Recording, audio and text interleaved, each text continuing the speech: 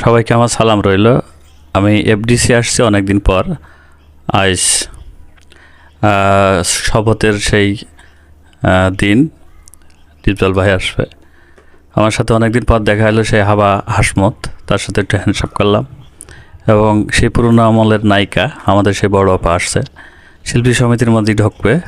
আমি মান্না ভাই একটু সবসময় নিরিবিলি থাকতে চাই এবং সবসময় চাই যে একটু ঝামেলি মুক্ত। আমাদের খসরু ভাই বেরোয় গেল, আমাদের সেই শাহিদ খান কালু এবং আরেকটা নায়িকা নতুন আসছে এবং অনেক দর্শক আছে এবং অনেক সিনিয়র জুনিয়র ছোট বড় সবাই আছে, কমলদা আছে এবং সবাইকে বাই বাই টাটা জানাই, ধন্যবাদ জানাই।